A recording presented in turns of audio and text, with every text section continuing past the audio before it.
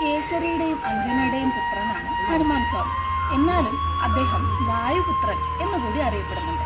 അതിന് പിന്നിലെ കഥ എന്താണെന്ന് ഇന്ന് നമുക്ക് കേട്ടു നോക്കിയാലോ. പണ്ട് പണ്ട് മഹാദേവനും പാർവതി ദേവിയും കപിവേഷത്തില് രമിക്കുന്ന കാലത്ത്, അതായത് വാനര സ്ത്രീയുടെ വേഷത്തില് പാർവതി ദേവിയും വാനരന്റെ വേഷത്തില് മഹാദേവനും രമിക്കുന്ന കാലത്ത് ഒരു ബീജമുണ്ടായി. ഈ ബീജം മഹാദേവൻ വായുദേവനെ ഏൽപ്പിച്ചു.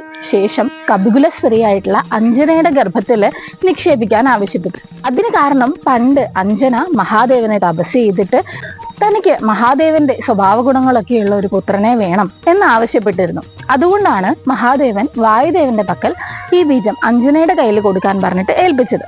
അങ്ങനെ വായുദേവൻ കുറെ ദൂരം ഈ ബീജവും വഹിച്ചുകൊണ്ട് പോവുകയും യഥാകാലം അഞ്ജനയുടെ ഗർഭത്തിൽ നിക്ഷേപിക്കുകയും ചെയ്തു. അങ്ങനെ അഞ്ജന ഗർഭവതിയായി ഉണ്ടായ പുത്രനാണ് ഹനുമാൻ സ്വാമി. ഇങ്ങനെ മഹാദേവന്റെ ബീജം വായുദേവന്റെ പക്കൽ കൊടുത്തയച്ച് വായുദേവൻ കൊണ്ടുപോയത് കൊണ്ടാണ് ഹനുമാൻ സ്വാമിയെ വായുപുത്രൻ എന്നുകൂടി വിളിക്കുന്നത്.